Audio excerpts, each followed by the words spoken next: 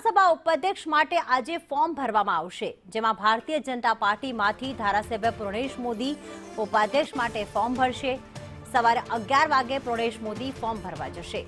પ્રોણેશ Modi cabinet મંત્રી પણ રહી ચૂક્યા છે, જ્યારે આજે વિધાનસભાના ઉપાધ્યક્ષ તરીકે તેઓ ફોર્મ ભરવા જશે। મનીષ અમારી સાથે જોડાઈ ગયા છે। મનીષ, શું અપડેટ પ્રાપ્ત થઈ રહ્યા છે આ અંગે?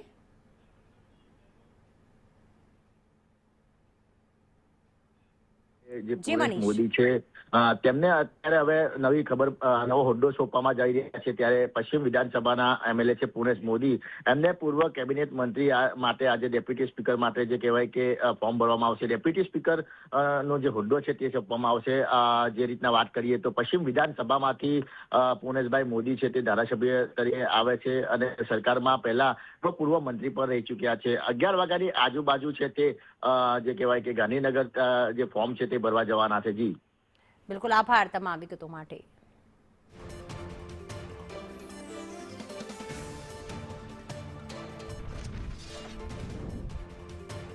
તો પ્રોણેશ મોદી કેબિનેટ મંત્રી રહી ચૂક્યા છે કે જેઓ આજે ગાંધીનગર ખાતે વિધાનસભાના ઉપાધ્યક્ષના પદ માટે ફોર્મ ભરવા જશે। આજે 12 વાગે વિધાનસભામાં ભાજપ અને કોંગ્રેસ બંને વિધાનસભાના ઉપાધ્યક્ષ માટે પ્રસ્તાવ મૂકવાના છે, પરંતુ સાથે સાથે કે જેઓ 2 ટર્મના અનુભવી ધારાસભ્ય છે, જેને ગૃહના નિયમોનું સંપૂર્ણપણે જ્ઞાન છે, કે જે તમામ જે નિયમોથી અવગત છે તેવા ધારાસભ્યો જે છે ખાસ એમના નામ આગળ ચાલી રહ્યા છે। ગાંધીનગરથી પણ અમને માહિતી મળી હતી કે જેમાં રમણલાલ વોરાનું નામ અત્યારે આગળ ચાલી રહ્યું છે, કે જેઓ એસસી સમાજમાંથી આવે છે। બીજી વસ્તુ એ છે કે જાતિગત સમીકરણને પણ ધ્યાનમાં રાખવામાં આવી શકે છે। એની વચ્ચે આ મહત્વના સમાચાર કે પ્રોણેશ મોદી જે છે તે ભારતીય જનતા પાર્ટીમાંથી આજે દાવેદારી નોંધાવવા જઈ રહ્યા છે। સવારે 11 વાગે ગાંધીનગરમાં તે વિધાનસભાના ઉપાધ્યક્ષ પદે ફોર્મ ભરવા જશે। ત્યારબાદ 12 વાગે ભાજપ અને કોંગ્રેસ બંને તરફથી ખાસ એક પ્રસ્તાવ પણ કેટલાક નામોનો મૂકવામાં આવશે।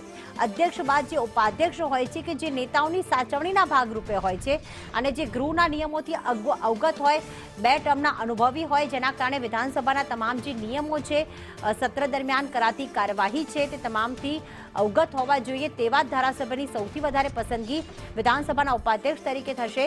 અત્યારે 2 થી 3 નામ આગળ ચાલી રહ્યા છે, પરંતુ એની વચ્ચે 11 વાગે આજે પ્રોણેશ મોદી જે છે ફોર્મ ભરશે। નિર્મલ અમારી સાથે જોડાઈ ગયા છે। નિર્મલ, જાતિગત સમીકરણને ધ્યાનમાં રાખવામાં આવશે એ ખાસ જણાવું, પરંતુ આજે પ્રોણેશ મોદી 11 વાગે ફોર્મ ભરવા જઈ રહ્યા છે, એની અંગે શું અપડેટ છે? અન્ય કોઈ નેતા ફોર્મ ભરવાના છે?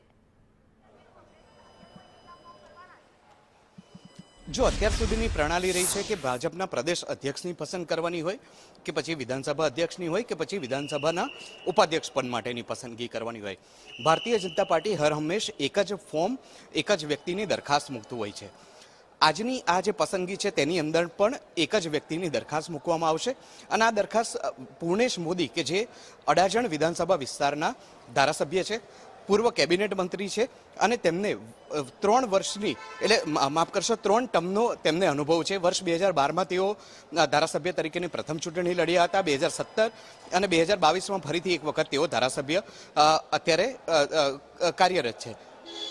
અત્યારે જ્યારે વિધાનસભામાં હલચલ તેજ થઈ છે, સંસદીય મંત્રી ઋષિકેશ પટેલ અહીં પહોંચ્યા છે, સાથે જ ભાજપના મુખ્ય દંડક છે બાલકૃષ્ણ શુક્લા, તેઓ પણ અહીં પહોંચ્યા છે અને સાથે જ પૂર્ણેશ મોદી પણ આવ્યા છે। અને આ જ જે સંકેતો છે તે દર્શાવે છે કે પૂર્ણેશ મોદી આજે પોતાના ઉપાધ્યક્ષ પદ માટેના ફોર્મ ભરશે, એ સંમતિ આપશે કે તેઓ આ પદ સ્વીકારવા માટે તૈયાર છે। વિધાનસભા અધ્યક્ષ શંકર ચૌધરીની સામે તેઓ આ પ્રકારની સંમતિ આપશે, લેખિતમાં તેઓ સંમતિ આપશે અને ત્યારબાદ તેમની દરખાસ્ત વિધાનસભા સચિવને સુપ્રત કરવામાં આવશે। ચિત્ર અહીંયા જ પૂરું થઈ શકે છે, પરંતુ જો કોંગ્રેસ પોતાના ઉમેદવાર ઉપાધ્યક્ષ પદ માટે મૂકે છે તો 16 તારીખે ચૂંટણી ગૃહની અંદર યોજાય તેવી સંભાવના